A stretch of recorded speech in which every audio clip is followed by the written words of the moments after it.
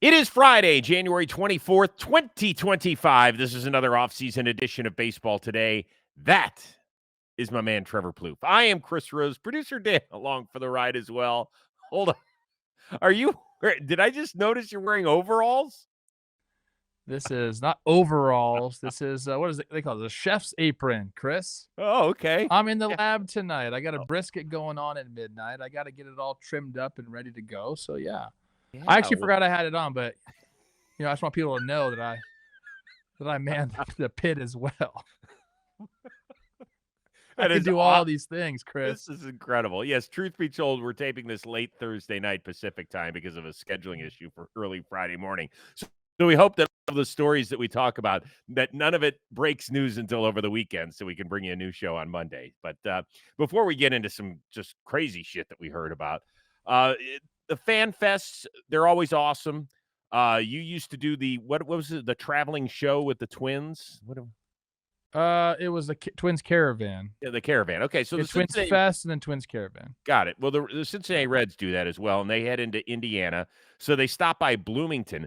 Santiago Espinal, who's an infielder for them, took a half-court shot at Assembly Hall, nailed it apparently the first time out. Okay, I'm on board with that. Wasn't the first time, because that's nice. The first shot right there? Yeah. I feel like I always get duped by these YouTube videos, but that does make it very impressive. I love that. And it's always fun to kind of like take a little time like this. That's like a storied basketball gym, correct? Oh, yeah. It's one of the great ones. I don't know, man. Yeah. I'm into it. I've always said baseball players are the most well-rounded athletes, and here's another example. Yeah. Okay. That pretty much solidifies it. That should solidify a spot on the team, if nothing else. Remember during our Caravan when I hit the half-court shot at Assembly Hall? Not bad. All right, we're going to start off with this crazy article that came out in The Athletic on Thursday. Story on Shohei's former interpreter, Ippei, who, of course, is looking at jail time. It ain't good.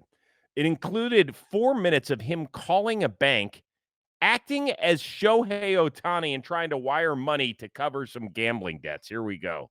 Who am I speaking with? Shohei Ohtani. Thank you. How may I help you? So I tried to log into online banking, and it told me that it's not available to me at this time, and I need a call. Sure, I can take a look into that. Alrighty. And could you tell me the name of the payee and the amount of the transaction, please? The person I'm sending to? Yes.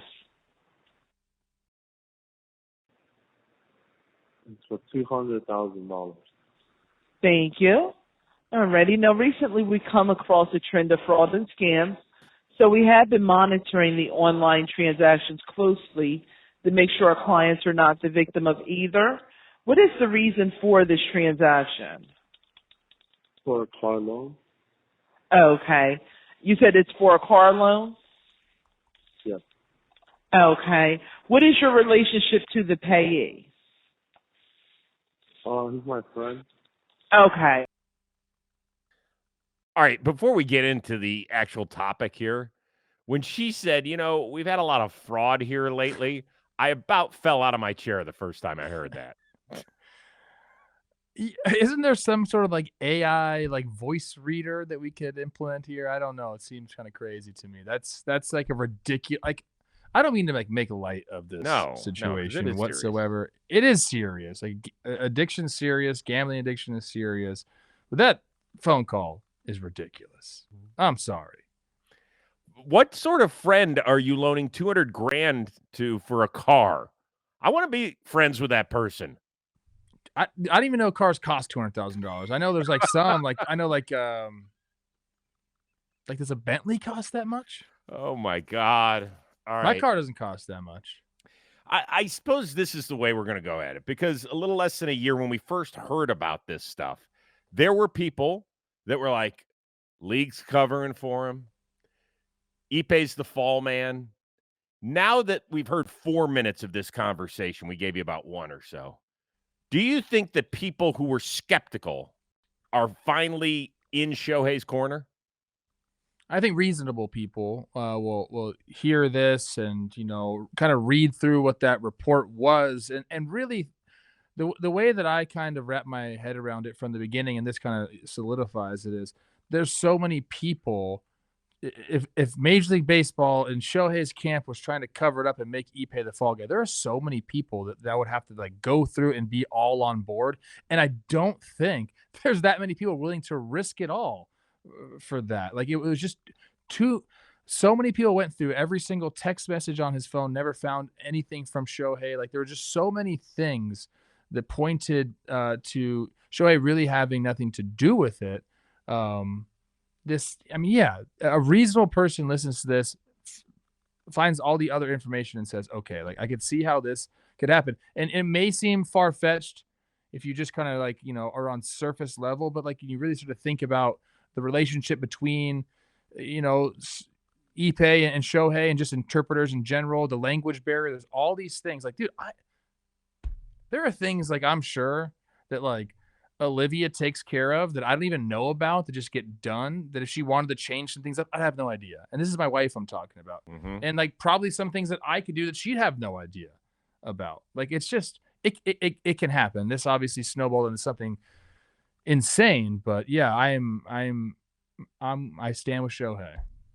I've always stood with him. Yeah, I mean, always. Now I will admit, there's a lot of friends of mine in baseball who, when this story first came out, were like, yeah, they're covering for him. And you nailed it when you said how many people who just have a regular-ish job in Major League Baseball would want to go out all the way in on Shohei Ohtani. Now, I know that he's the number one star in the sport in the entire world, and I get it. Him joining one of the crown jewel franchises last offseason was enormous for the sport. We saw the way it ended up working out. We know the relationship now that the Dodgers have with a ton of Japanese companies because of Shohei Ohtani. We understand all of that. But the number of people it would take to pull this off that would be willing to say, yes, I am willing to put my job at stake, my reputation on the line, perhaps my family at stake. Just think about that for a second. Would you do it? Were you people that are listening to this right now, even if you had a decent paying job, not the biggest one in the business, but a decent paying job, would you be willing to put it all on the line for somebody you barely know? Hell no. Hell no. So if this is the closer, if this is the back end of the deal that finally makes you go, oh shit, maybe Shohei was telling the truth and he got screwed by his buddy, then welcome to the party. Where you been? Yeah, it's unfortunate that we're having to still talk about this, but I guess, there's supposed to be what starts in February? Is he going to get? So are they making a decision in February? Like, is he going to court early February, which is in 2 weeks? He is scheduled to be sentenced on February 6th. Okay. You'll remember he pleaded guilty to bank fraud and filing a false tax return after stealing nearly $17 million from Shohei Ohtani. Part of this is that it sounds like he's on the brink of being deported back to Japan, which some people might say, it's not that big a deal. You have to remember who Shohei is over there. Like, yes, Ippei is going to be dog shit in Japan. Yeah, there's a great article. I think it's Evan Drellich, who always writes all these very informative, kind of like he's like a real reporter. He is big time. Yeah. And he kind of goes through Ippei's thought process, how it got here, a lot of quotes from Ippei. So I would go check that out if you could. Yeah. His Ippei's salary rose drastically and quickly. I think he started off making, I think it's at $80,000 for the Angels. Then it went to $250,000, then $500,000 when he went with the Dodgers. Plus he was just swiping that card whenever he needed to get some cash. Like Ippei was living a crazy life. Well, don't forget he was arbitration eligible after his third year. Yeah, something like that. Dude. All right. No, it's tough. It's a crazy story. It is It makes me like want to watch a documentary on it. Oh yeah, there's one coming. Really know how it all started and what else was going on, man. Well, very interesting. He allegedly had a gambling problem since he was a teenager. Yeah. I mean, that's just weird. I know we're laughing at certain things here. It's not funny. It's not funny. And we know that we do business with certain entities that, make it very easy to gamble. And it's okay when you're an adult, just like anything when you're an adult, right? It's just you have to be careful. And if you're not well, you need to get help. This has been a crazy, crazy story. Leave us a comment what you think about where we are with the Shohei Ippei story. Reason I'm wearing an Atlanta Braves cap, finally signed somebody this offseason. Jurickson Profar coming to the ATL. 3 years, $42 million. It's Atlanta's first really big-time move, I would say, of the offseason. In your opinion, is there more to do, or are the Braves in a good enough spot? Oh, man. I think Profar's a really good fit there. I think they've kind of been like shopping for outfielders for quite some time. And I don't think they're done, Chris. I think that right now, if they went into the season, we'd be like, all right, this Braves team's pretty good, but I could still see them adding, some back end of the bullpen help. I think that would be really nice for them. They've been connected to a couple of different guys. They had Hoffman before the physical kind of came about. So I could see my guy David Robertson going there. I'm always looking for a spot for him. I'm always looking for that. I'm sure you're going to say Kenley Jansen because that's your guy. But I like this move a lot. I think it's going to create competition for Kelenic. I think he's reading some of Alex Anthopoulos' quotes. He's going to have to go in there and prove himself during spring training. He probably will get the nod in right field as Acuna works his way back. And then as soon as he's back, then kind of see where he lands there. What do I think of the Braves? Where do I rank them in the NL East right now? I think tough call, isn't it? It is they're going to compete for the NL East title. I truly. So you think it's a 3-team race? I do. Okay. Yes. There's nothing wrong with that. First of all, I want to give Jurickson Profar a hell of a lot of credit, right? He was the worst player in baseball in 2023, according to WAR. The worst everyday ball player out there. He had to crawl back to San Diego, where he got traded to at the end of the 23 season, for $1 million. That's great work if you could find it in the real world. It ain't good money when you're a veteran in the major leagues. $1 million, and he put up career highs across the board and had a 3.6 WAR.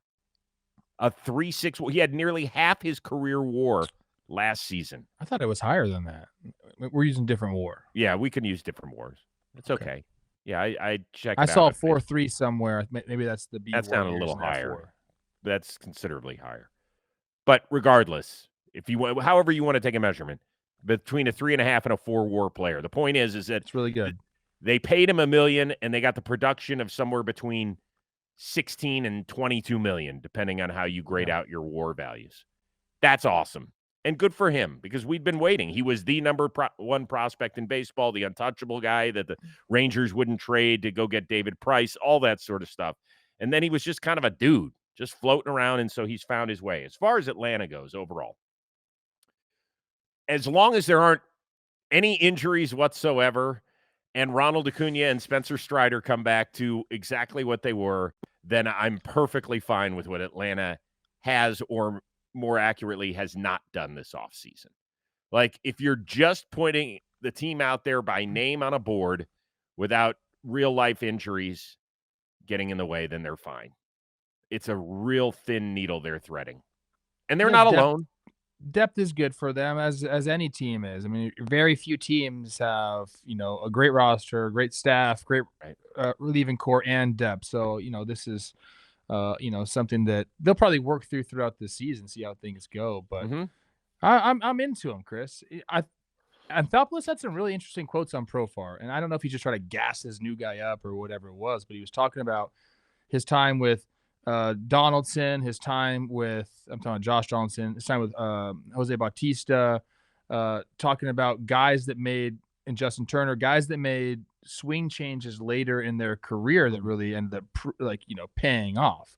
And he pointed to Profar doing that, having, some of his hardest exit velo last year. And he said he believes he called him, which I don't agree with. Sorry. He called him the second best free agent hitter available on the market this offseason. And that's you're talking. There's some other guys out there I would put in front of him. But this is what Alex Anthopoulos said. And so he's gassing him up. I'm sorry, dude. He's gassing him up there. I get that 100%, but there's no reason to say that. So, like, maybe they do truly believe in the swing changes, and now it's kind of got me.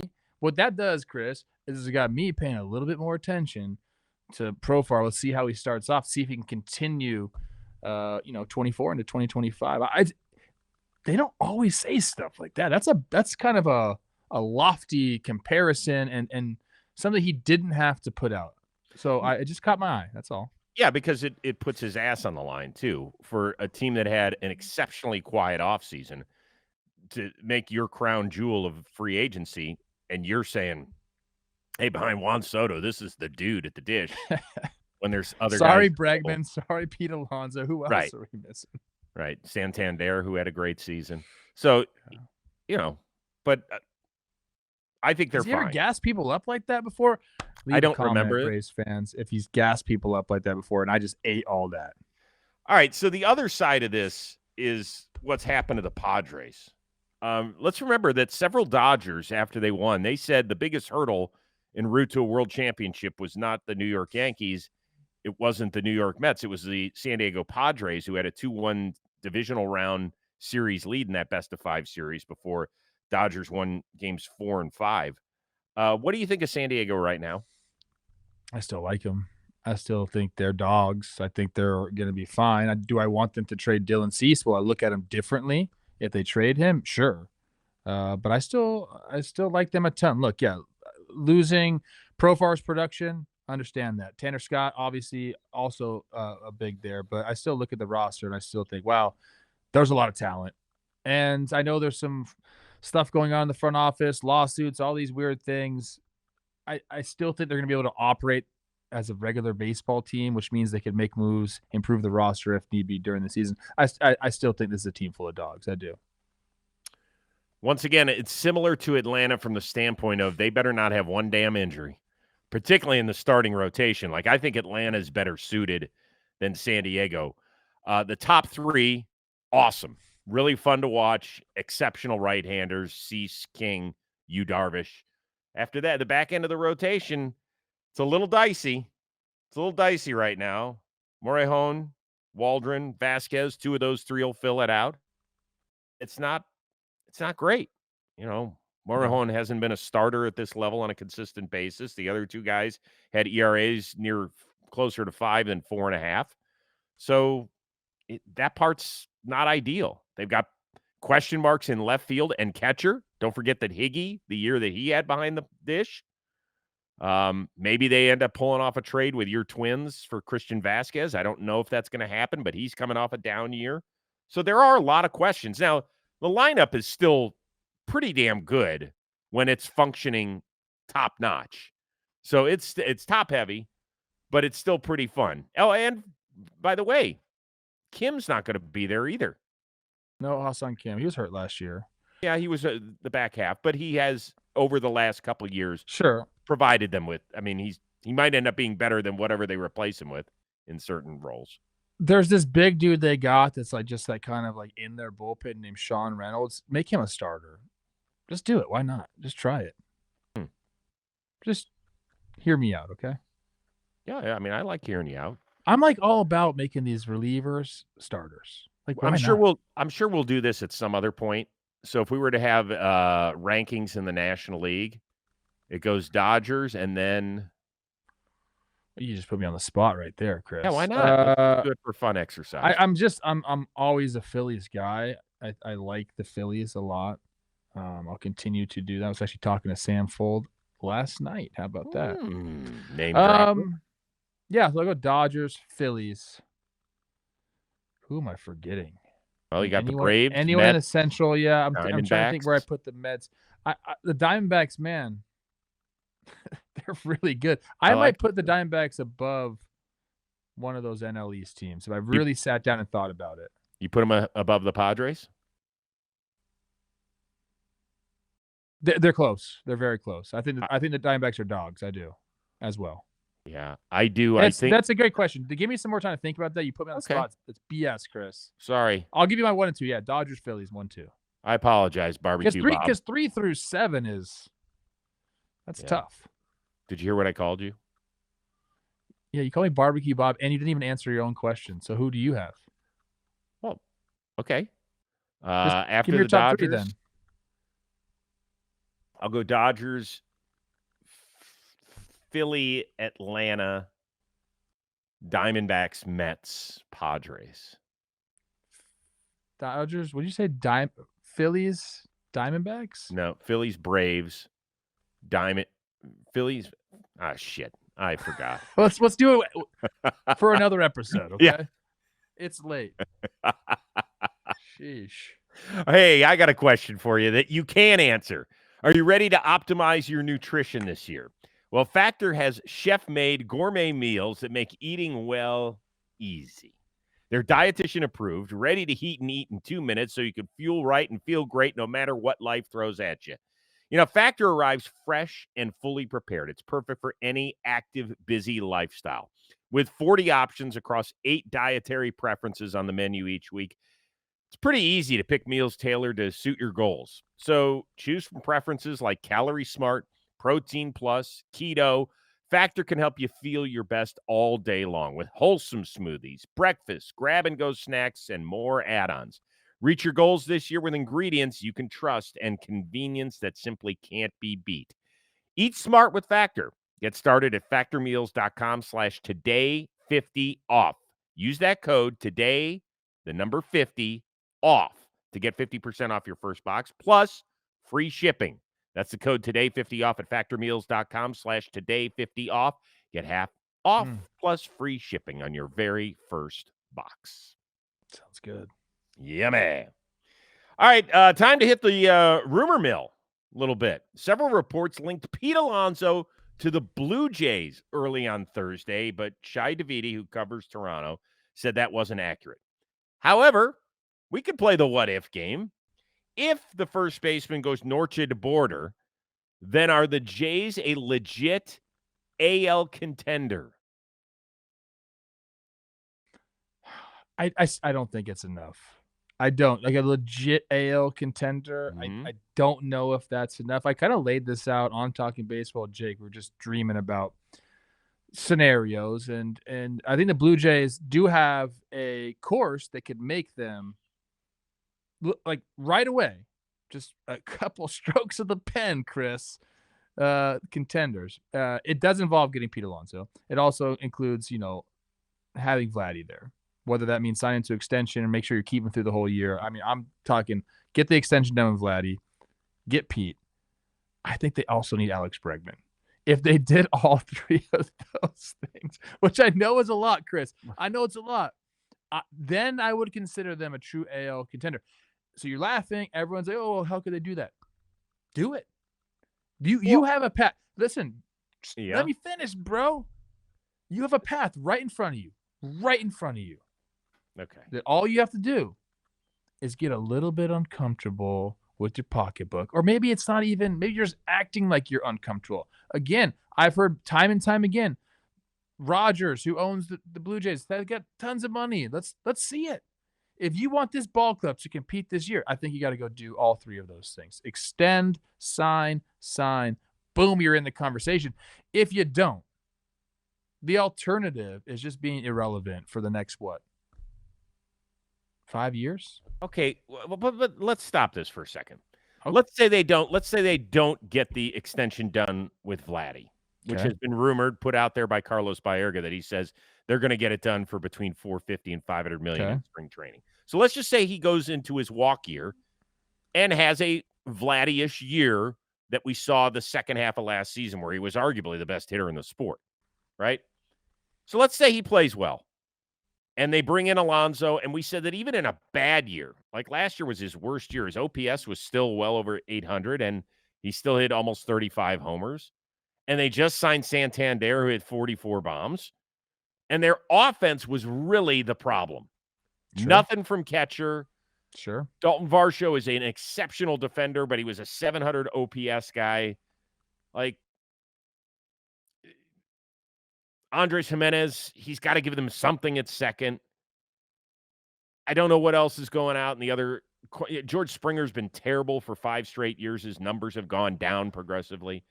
So is the addition of Pete Alonso, doesn't it make them a significantly better plus Santander? You didn't ask me that. You didn't ask me if it was going to make them significantly better. Of course it does. You asked me if they're going to be a true AL East competitor.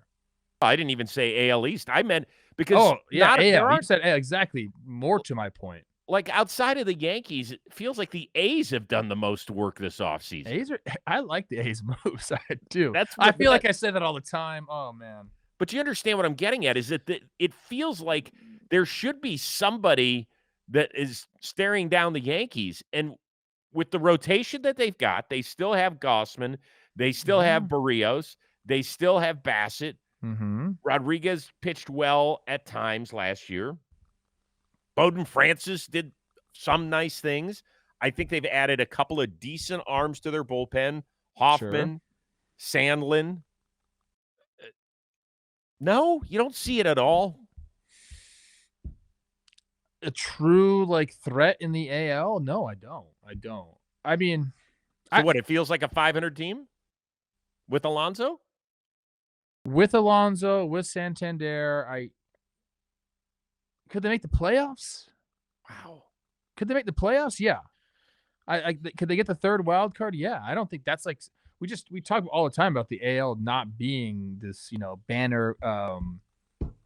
What's it even called? League. Sorry, been out of the game for a while. So could they make the playoffs? Yeah, I'm talking true AL. No, I don't think it gets them there, Chris. That's my answer. I don't know. Okay. The path is laid out in front of them. Yeah, but I just don't think they're going to do all of that. I don't think so either. I mean, I'm just saying that's to me what it would take. If they sign Pete Alonso, where do you put him in the AL rankings? Even the AL East, if you just wanted to go through that, right? How far behind the Yankees are they? Listen, I don't love Baltimore's offseason. I think it's been okay. No, I like their team. But whose rotation do you like more, Toronto or Baltimore? Probably Toronto, maybe more proven, I guess. Yeah, I think so. I mean, I like the Red Sox. I like the Red Sox maybe better than both of those teams. I would agree with that as well. I just listen for a guy who has flip-flopped on Toronto from the last 2 years to my blow up I had 2 weeks ago, where I said sell, and blow the whole thing up. They've done an about face. I don't know if I inspired you, Toronto, but if so, You're welcome. Probably. Dude, it's you get turned down by so many people, and then one person says yes, you start to get addicted to that. I'm telling you, they might just start handing out contracts. Good. Hey, this is nice. They said yes. Let's try this guy. Yeah, I think I would have him in the middle of the AL East somewhere, and I still think good enough, depending on what your rotation looks like come October, to do some fun stuff. Are they better than the Astros if they signed Pete Alonso? I'll answer your question. I think Houston's got a ton of question marks. Let's get to that because we're going to talk about him.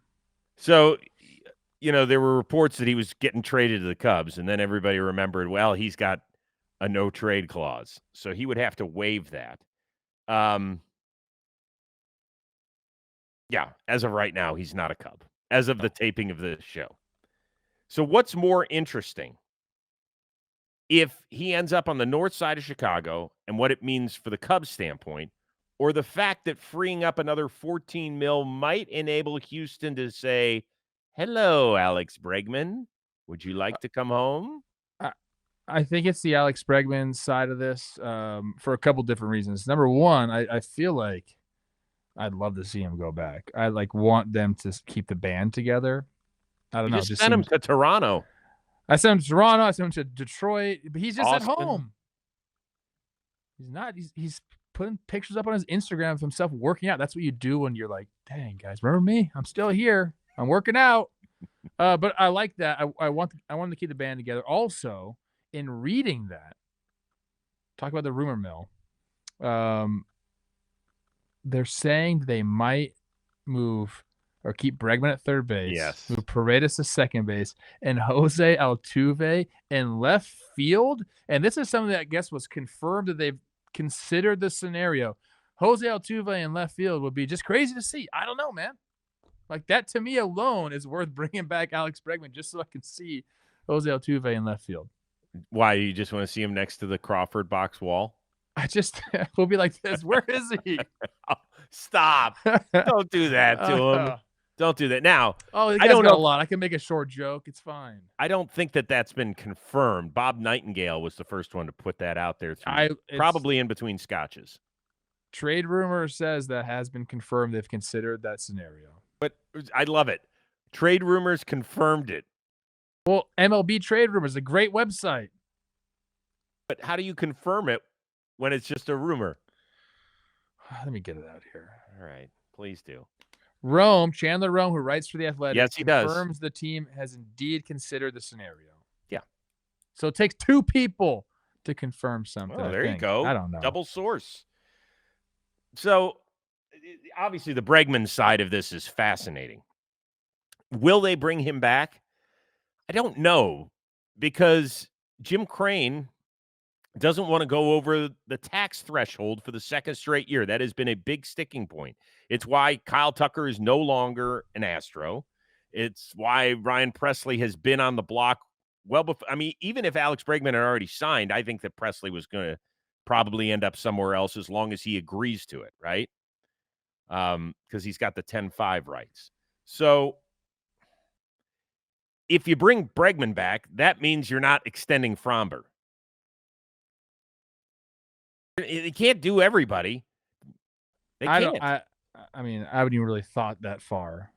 He's clearly willing to go over the tax threshold for a second year. They say the offer to Bregman's still on the table. So no matter how you slice it, if you get rid of all those guys, it's still going to be over the first tier. So right, he will be, but as of right now, he's not.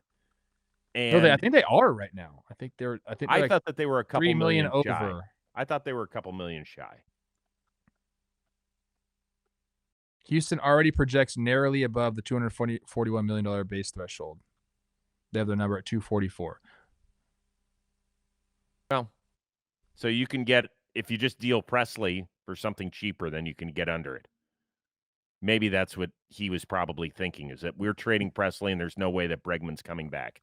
So now that he's been out here that long, that's what I'm guessing, is that the Astros never thought that Alex Bregman would still be here toward the end of January, still be available, right? I wouldn't either. I don't know what's going on. Where's Alex Bregman playing March 27th?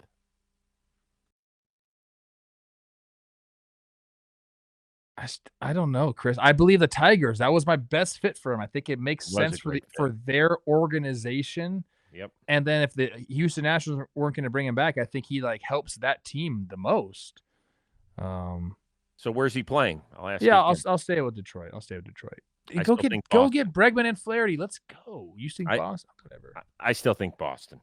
A lot of teams could use Alex Bregman. Mm-hmm. Apparently not that many. My Twins, we're set. New Hall of Fame class found it out on Tuesday. Congratulations to first ballot guys Ichiro and CC and Billy Wagner on his 10th and final time on the writer's ballot. CC. He got in there as well. Great picture. Looks awesome. Skinny. Come on, man. He's he's literally half the man he used to be. As for that one person who didn't vote for Ichiro, here is the Hall of Famer's interpreter. I was able to receive many votes from the writers and grateful for them. But there's one writer that I wasn't able to get a vote from. I would like to invite him over to my house, and we'll have a drink together, and we'll have a good chat. Very, very grateful to be here, and thank you. Let's start with this. If I'm the writer, I ain't going over anywhere near that dude's house, because the interpreter, and he did a great job, sounds mob. Sounds like Batman. I was going to say the same thing. I was afraid to say something. Forget it. He does sound scary. Yeah, I'm not scared to reveal it because I have the whole world pissed at me. I wouldn't want that guy chasing me down. My head would end up in a vice. Like Liam Neeson / Batman right there, dude. Yeah, I felt the same way. Anyway, okay. Him not getting the vote, how big a deal is that? How many people have gone into the Hall of Fame unanimously? 1. It's Mariano Rivera, right? Mm-hmm. Largely considered the greatest closer of all time, right? Mm-hmm. Mm-hmm. Is Ichiro the greatest hitter of all time? No. I don't have a problem with this at all. I don't. In fact, I like to, when I rate things, I'm never going to give anything a 10 because you got to save room for something that can be better. I don't. Does Ichiro really care that he didn't get one vote? No, he doesn't. He doesn't care. He doesn't. Not one bit whatsoever. But people I feel like do. But like, he's not the greatest hitter of all time, so he can't be like the only hitter that's unanimous. I think this is actually a good thing. We're really thinking about this clearly, people. Mm-hmm. I don't think Ichiro cares. First ballot, every single vote except for one. Who was the other guy? Jeter got everybody except for one as well, right? I think it was 3 on him. 3? Mm-hmm. Better. I mean, maybe it was 1. I know Griffey was 3. We got to save that. Yeah, Jeter was 1. Like, I have no problem with point. this, Chris. Yeah, who cares? End of the day, people are like, well, that person should have their vote taken away. No, they shouldn't. It's their vote. It's their vote, and they can vote any way they people. want. You know, for whatever the qualifications are. I think you have to have 10 years as there's certain stipulations. Great. I think the way they vote for it is screwed up anyway. I wish they would revamp the whole thing. Whether you like him or not, and I love him, he's on the Mount Rushmore of broadcasting. The fact that Bob Costas never had a vote for the Hall of Fame is beyond me. That's bizarre. To me, that's a bigger deal than some person. Also, who cares? Who cares? Yeah, but all I'm saying is that to me, there's other hills to die on. Like, exactly. We're really worried about Ichiro not going in unanimously. He's going to be there at the end of July. He's going to have a hell of a time, and I can't wait to hear his speech. I think it'll be fun. We have work to do, Chris. We got somebody we're trying to get into the Hall that we think is very deserving. I don't know if you want to tease what's happening tomorrow, or do you not want to do that? Well, I mean, I can. It'll actually be done by the time this is out. Yeah. Next week, we'll be having a show, a Rose Rotation with Kenny Lofton. So he's not, he appeared on less than 5% of the ballot in his one and only time on it, which means you fall off the ballot. That's crazy. Yeah. But I'm going to ask him whether or not – first, I'm going to ask him if he was angry that Ichiro got in and he fell off the ballot because their numbers are similar. They're not identical. Ichiro won an MVP. His batting average, I think, was Kenny has better numbers than 13. Ichiro. Look it up. I'm sorry. I'm with you, depending on however you want to talk about it. But the point is that Kenny Lofton should have been considered. And now that he's now getting – push to I forget if it's the Modern Era Committee. I'll check on what it's called before I talk to him. He'll be on that ballot, it sounds like. Does Ichiro's arrival in Cooperstown, how much does it help his cause? I think it helps a ton. A ton. We had the same conversation on the golf course the other day. Yeah. And Kalo, we've gotten tight. You know what's so great, Chris? Honestly, I want to thank all the people that listen to this show. Absolutely. And our shows around John Boy Media, because a guy that I grew up watching and like I say he was a hero of mine, but like obviously a guy was like, damn, he's an amazing player. Now I'm like kind of buddies with, and he's asking us, our channel, to like help him get a little bit of notoriety, to get him into the Hall of Fame, to help him realize his dream. The fact that we're able to kind of maybe even just get the discussion going is something that's just, it's so cool, thing, man. Yeah, we can all think if anything has happened over the last several years in this country, it's that we have to open our ears and not our mouths as much. Open your ears, listen, and then whatever you decide, you decide. It's okay. It's not always about who screams the loudest. You and I disagree a lot, but look at us. Yeah. We're like, all right. Let me know how the barbecue goes. I can't wait. I will. Yeah, it's overnight, so I gotta I'll figure it out. So do you have to sleep in that thing? No. So we don't need to get into it. I'm waking up with my pup right now. It's like the perfect time to do an overnight brisket. Okay, So great. I'll get up, check everything, spritz, little apple cider vinegar, bam, bam, bam. Well, save me a piece. Okay. Woo! Bless That was you. a sneeze. Sorry about it. All right, we are back at it again on Monday. We can't wait. Hopefully there will be some breaking news. For our one-of-a-kind producer, Dan Rourke, the uber-talented Barbecue Bob, I am Chris Rose. We will see you Monday here on Baseball Today.